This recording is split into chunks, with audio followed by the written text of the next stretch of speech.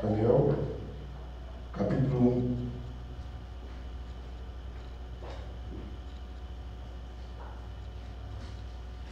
Livro do profeta Daniel, capítulo 1. Depois de Salmos, vem Provérbios, Eclesiastes, Isaías, Jeremias, Ezequiel, Daniel. Daniel, capítulo 1.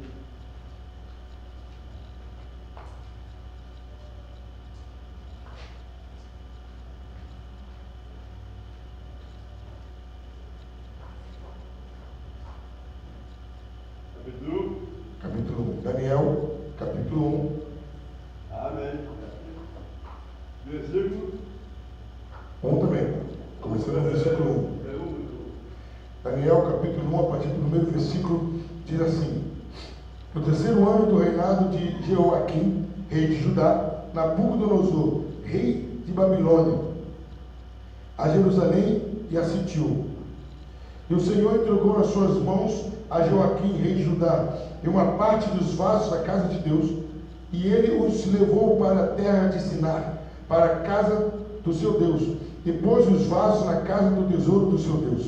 E disse o rei a Aspenares, chefe dos seus eunucos, que trouxe alguns dos filhos de Israel, e da linhagem real e dos nobres, mancebos em que não houvesse defeito algum, formosos de parecer, e instruídos em toda sabedoria, sábios em ciência e entendidos no conhecimento, e que tivesse habilidade para viverem no palácio do rei, a fim de que fossem ensinados nas letras e na língua dos caldeus.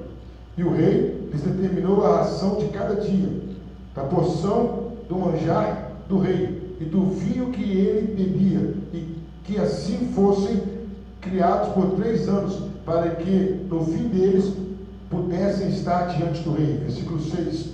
E entre eles se achavam dos filhos de Judá Daniel, Ananias, Misael e Azarias.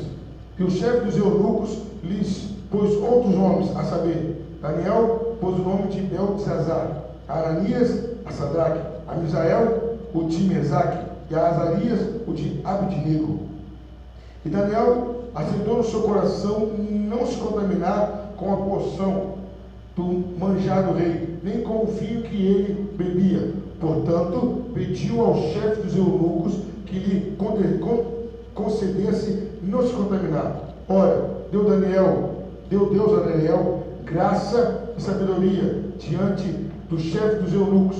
E disse o chefe dos eunucos a Daniel: tenho medo do meu senhor, o rei, que determinou a vossa comida e a vossa bebida, porque veria ele os vossos rostos mais tristes do que os dos mancebos que são vossos iguais. Assim, arriscarei a minha cabeça para com o rei. Então disse Daniel aos despenseiros, a quem o chefe dos eunucos havia constituído sobre Daniel, Ananias, Misael e Azarias: experimenta, peço-te, os teus servos 10 dias, fazendo que se nos deem legumes a comer e água a beber. Então se veja diante de ti o nosso parecer, e o parecer dos mancebos que comem a porção do manjar do rei. E conforme vires, te ajas com os teus servos. E ele conveio nisto, e os experimentou 10 dias. E ao fim dos 10 dias, apareceram os seus semblantes melhores. Eles estavam mais gordos do que todos os mancebos que comiam porção do manjar do rei. Dessa sorte, o despenseiro tirou a porção do manjar deles, e o vinho que deviam beber lhes dava legumes. Ora, a estes 4 homens Deus deu o conhecimento, a inteligência em todas as letras e sabedoria, mas a Daniel deu entendimento em toda a visão e sonhos. E ao fim dos dias em que o rei tinha dito que os trouxessem, o chefe dos eunucos os trouxe diante de Nabucodonosor. E o rei falou com eles, e entre todos eles não foram achados outros tais como Daniel, Ananias, Misael e Azarias. Por isso permaneceram diante do rei. E em toda a matéria de sabedoria e de inteligência sobre o que o rei lhes fez perguntas, os achou 10 vezes mais doutos do que todos os magos ou astrólogos que havia em todo o seu reino. E Daniel esteve até o primeiro ano do rei Ciro. Queridos, há algumas coisas em nossas vidas que não temos o que fazer. Há algumas coisas que não é questão de escolha. Eu vou passar para vocês se eu acho que, se não todos, pelo menos a maioria vai concordar comigo. Mas eu não tenho como escolher quem vai ser seu pai. Tem como? Você vai nascer, você não tem como escolher quem vai ser seu pai. Você não tem como escolher quem vai ser sua mãe. Você também não tem como escolher quem serão seus irmãos biológicos. Você pode até querer rejeitá-los, mas não tem como. Você também não tem como escolher quem vai ser seu filho. Por mais que a genética seja avançada, não tem jeito. Há coisas que acontecem que não tem como mudar. Mas outras coisas que é de sua responsabilidade. A profissão, o grau de escolaridade que você vai ter, o sucesso que você vai ter, o progresso que você vai ter, são coisas que você pode fazer. E há coisas que, por mais que você queira fazer, sem Deus você não vai fazer. Se você não contar com Deus, você não faz. O texto que nós lemos hoje, queridos, é uma das histórias mais lindas da Bíblia. A história de Daniel e os seus 3 amigos. Mas o que tem, queridos, que a história deles começa um tanto tumultuada. Alguns estudiosos acreditam que eles tinham por volta de 16, 17 anos, quando Jerusalém foi invadida, quando Judá foi invadida, e eles foram tirados de Judá. Então a situação era a seguinte: adolescentes que estavam sendo treinados para serem os futuros líderes de Judá. Então comiam do bom do melhor. Era da família nobreza. Alguns talvez até seriam da família real. De repente, eles são arrancados da terra e levados escravos. Do nada. Quem comia do bom do melhor, quem vivia do bom do melhor, é tirado da terra deles e é levado como cativo, como um escravo. Algemados, acorrentados, andando a pé. Talvez muitos não tinham nem esse costume de andar a pé. Em alguns momentos comeram não como eles estavam acostumados a comer, com comida de qualidade. De repente o rei fala, o rei inimigo, Nabucodonosor: separe para mim desses que vieram os jovens de linhagem real ou nobre. Aí eles de repente são separados para serem cuidados diferentes dos outros escravos. E aí eles vão comer o que o rei comesse e beber o que o rei iria beber. Só que tem que Daniel falou: não, nós não vamos comer isso aí. Essa comida é tudo oferecida aos deuses dele. Isso vai fazer mal para a gente. Daniel chama o responsável e fala: nós não vamos comer.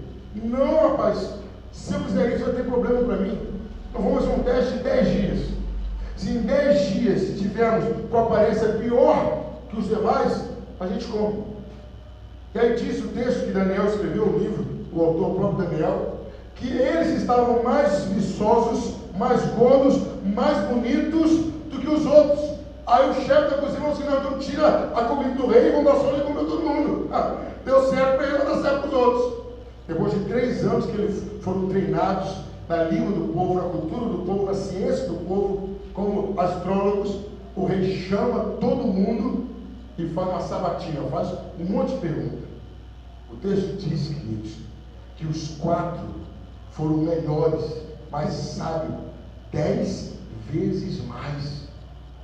10 vezes mais. Mas aí a gente descobre o segredo, porque a alguns Deus tinha dado, aos 4 Deus tinha dado, versículo 17, Deus concedeu conhecimento e inteligência em todas as letras e sabedoria. É como se um brasileiro como um de nós fosse para o Japão e Deus fizesse a gente aprender a língua deles no estalar de dedo. E aí ainda no versículo 17 diz o quê? Mas a Daniel deu entendimento em toda a visão e sonhos. Tudo que alguém visse de sobrenatural, Daniel entendia. Tudo que alguém sonhasse, Daniel entendia. Tudo, sem exceção. E nessa noite, querido, diante dessa história, eu quero estar falando, o tema do sermão nessa noite, sobre isso. A história. A história. A primeira coisa que eu quero falar sobre isso, sobre a sua história, sobre a minha história, sobre a história de Daniel, sobre a história de Sadraque, Mesaque e Abednego. Não tem como você determinar como começa a sua história. Não tem como você falar que você vai nascer rico, vai nascer pobre, se você vai morar numa casa boa, você vai morar numa casa ruim. Isso não tem como você determinar. Isso não tem interferência. Não tem como você determinar isso. Não tem como você falar, não, eu quero ter uma família, 2 irmãos, para que meu pai tenha condições de me sustentar. Eu quero que meu pai seja fichado numa boa firma. O início da história, eu e você não temos como escrever. Amém, igreja? Como começa a sua história, não tem como você escrever, querido. Foi Deus que determinou, foi Deus que traçou os planos.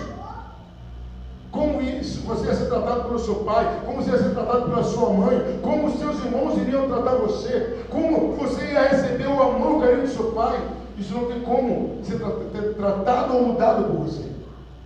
Talvez a sua história começou da maneira mais trágica possível. Você não teve aquele pai que muitos tiveram, não teve aquela mãe que muitos tiveram, seus irmãos não foram tão amistosos, o início da sua história foi trágico. Talvez como Sadraque, Mesaque, Abednego e Daniel, estavam indo muito bem, de repente são levados como escravos para um outro lugar. Talvez você começou muito bem a sua história, com vida, com saúde, perfeito, mas de repente você se tornou escravo do pai, escravo da mãe, escravo da pobreza, escravo da miséria, escravo da doença, escravo da humilhação. Você não pôde fazer nada. Foi assim com Sadraque, Mesaque, Abednego e Daniel. Eles não podiam mudar aquele início de história.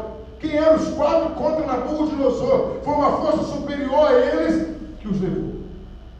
Mas, queridos, o que eu quero chamar a atenção,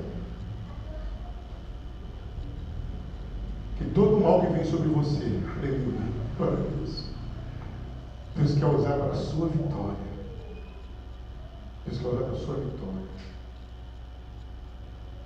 O presidente do Tribunal Superior, Joaquim Barbosa, ele, com 16 anos, tinha que ajudar a mãe a trabalhar para sustentar mais 7 a 8 irmãos, porque o pai fugiu e deixou a mãe com 8 filhos. Com 16 anos, ele foi para a roça, para pedreiro, para trabalhar. Saiu de Minas, foi para Brasília, e hoje, só para vocês terem uma ideia, ele tem mais de 3 doutorados fora do país. Pastor, o que isso quer dizer isso? O início você não pode interferir, mas a continuação é por sua conta. Você pode começar uma história muito ruim. Você pode começar com uma história totalmente contrária ao que você esperava. Você pode ter começado numa família toda confusa, numa família sem estrutura, mas a continuação quem determina é você. Deputado federal Chico Alencar, também, ele e mais 7 irmãos, hoje deputado federal. E aí, queridos, a gente começa a observar tantas coisas. Um pastor, teremos o nome para preservar a imagem dele, que quando um adolescente entre 13 a 15 anos foi violentado mais de 13 vezes, ele tinha tudo para ser qualquer coisa ruim, e virou um pastor de uma igreja enorme. Queridos, Daniel, Sadraque, Mesaque e Abednego poderiam ter sido os piores jovens, rebeldes, poderiam se mergulhar no vinho, no manjar do rei, mas aí a hora de continuar, eles reagiram. Meu querido, há um momento que você não pode fazer nada, é o início da sua história. Há um momento que depende só de você, a sua reação. Daniel, o líder do grupo, ele reagiu, falou, nós não vamos comer isso. Nós não vamos participar desses manjares, nós não vamos nos corromper, nós não vamos nos entregar à idolatria. E queridos, Daniel e os seus amigos tinham todos os motivos para dar as costas para Deus. Estavam longe dos pais, se é que os pais estavam vivos ainda, estavam em outra cultura, com comida diferente, tudo diferente, mas eles reagiram. Meu querido, o início da sua história é Deus que escreve, mas a reação depende da sua atitude. Em aceitar, você pode sentar no meio-fio da vida e ficar choramingando a sua vida. Ai, que eu não fui amado, que eu fui abandonado, que eu não tenho valor nenhum. Como você pode falar, eu vou dar a volta por cima. Daniel e seus amigos deram a volta por cima e falaram, nós não vamos nos contaminar. Nós não vamos nos contaminar com isso. A sua história inicial é determinada por Deus. E até a falha de algumas pessoas interfere. A continuação é você e eu que vamos decidir. É a minha reação. O problema não é errar, o problema não é ter problema. O problema é como eu reajo diante do problema. Se eu for me sentar e aceitar a situação que eu estou. Ninguém me ama, ninguém me quer, eu perco tudo. Para mim tudo é mais difícil, tudo é complicado. Você vai ficar lamentando ou vai levantar e tomar uma atitude? E aí, queridos, quando você levanta, aleluia, glória a Deus, e toma uma atitude, quando você reage a uma situação contrária, quando você reage contra uma estrutura falha com você, quando você reage contra o abandono do pai, da mãe, uma situação adversa, quando você reage até diante de uma atitude errada sua, sabe o que acontece? Deus também reage em cima da sua atitude. Daniel, Sadraque, Mesaque e Abednego falaram: nós não vamos nos contaminar. Nós queremos ser diferente. Eu não vou aceitar esse domínio, essa escravidão sobre a minha vida. Eu sou filho de Deus, eu sou filha de Deus. Eu fui escolhido, eu nasci para vencer. Eu não vou deixar que nenhum Nabucodonosor venha sobre a minha vida. Eu não vou deixar que a cultura da Babilônia me domine, abafe a minha fé. Eu vou ser fiel, mesmo que meu Deus não faça nada por mim. Mesmo que meu Deus deixe eu carregar todas as pedras, mesmo que meu Deus deixe eu furar meus pés nos espinhos, mas eu vou ser fiel ao meu Deus. Aí quando o ser humano reage assim, quando o ser humano fala: basta, não vou me conformar, vem a hora da mudança da história. O início da história, sem interferência sua. A continuação é a sua reação. Mas chega um momento, queridos, em que há mudança. É a hora em que Deus vai interferir na sua história. É a hora que Deus te dá 10 vezes mais do que deu para todo mundo. É a hora que Deus abre uma porta que não abriu para ninguém. É a hora que Deus olha para você e fala: essa vai ser a minha estrela que vai brilhar e não vai depender de ninguém. Deus está esperando a sua reação para mudar a sua história. Deus está esperando você mostrar para Ele e falar: vale a pena, Senhor, investir em mim.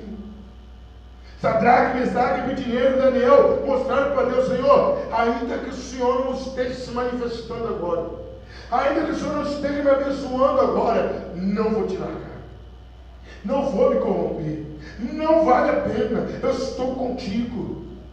E aí, queridos, Deus se levanta do seu trono e derrama sobre todos os quatro conhecimento geral sobre ciência e letra da Babilônia.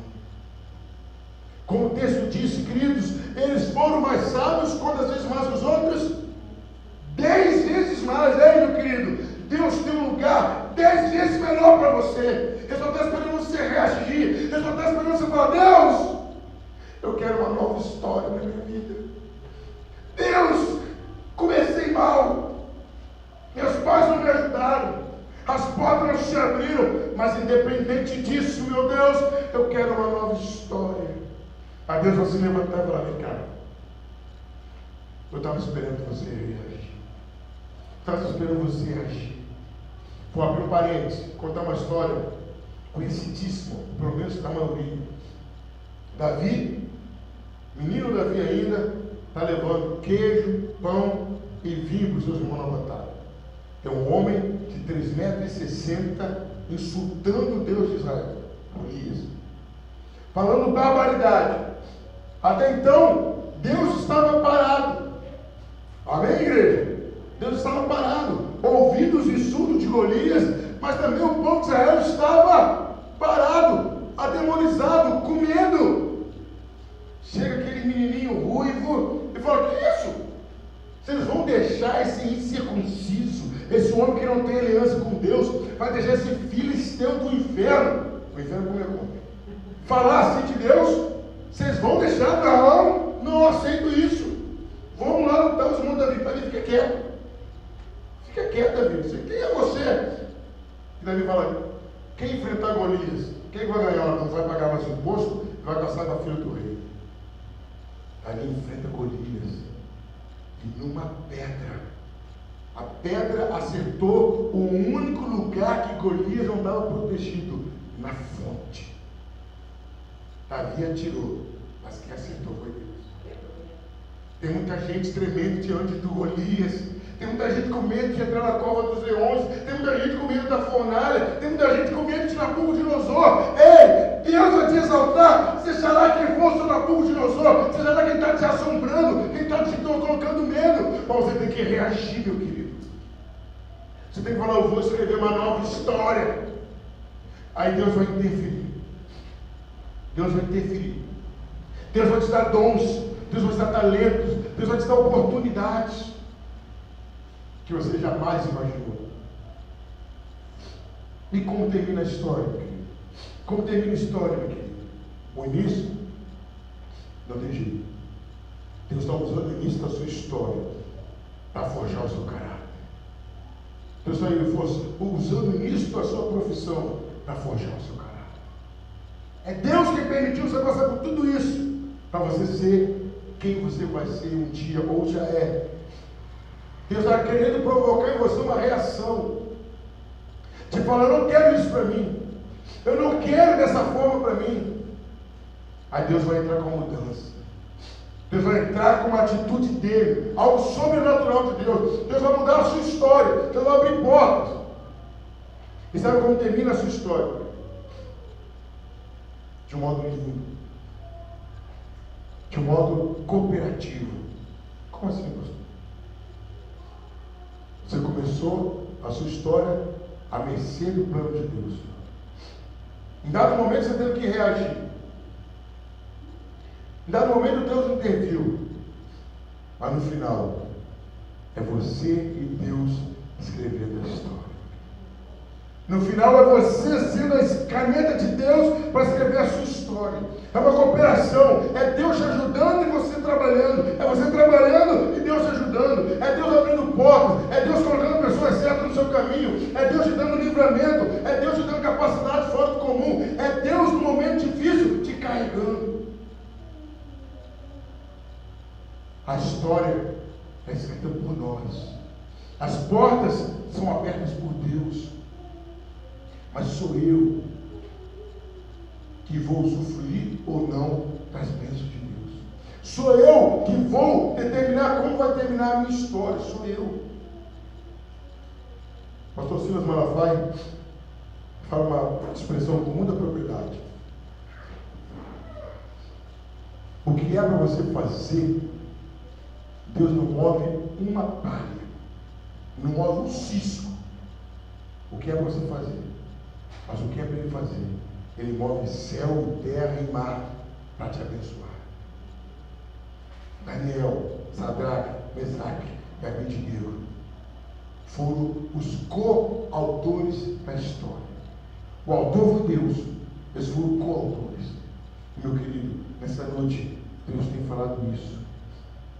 Ainda que a sua história agora está muito longe do que você quer.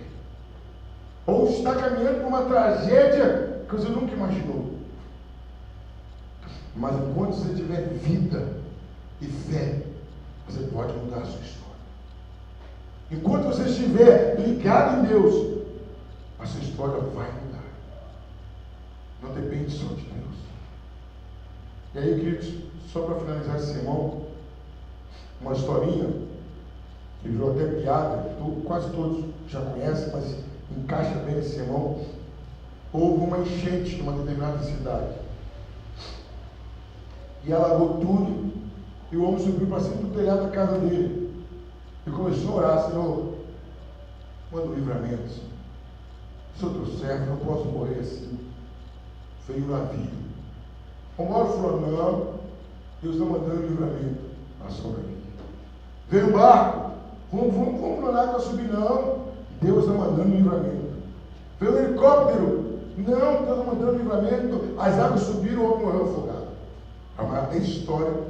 O homem chegou no céu e falou: Senhor, sou tão fiel ao Senhor. O Senhor não me salvou para uma vez. Mandei um navio, mandei uma lancha, mandei um helicóptero. Você quer mais o quê? De repente você vai querer chegar e você vai falar: Senhor, o Senhor não me abençoou. Deus fala: você está de brincadeira. Eu não te abençoei. Coloquei tanta gente boa no seu caminho. Eu consertei as coisas erradas que aconteceram na sua vida. Eu abri portas que você fechou antigamente. Eu te dei livramento, eu te dei cura, fiz tantas coisas em prol da sua vida. Eu não te abençoei, eu não abri portas para você. Meu querido, cada dia que você abre seus olhos, é uma oportunidade de você mudar a sua história. Que Deus possa estar nos dando visão de historiador, de fazer história. Que você não seja como Sadraque, Mesaque, Abednego e Daniel.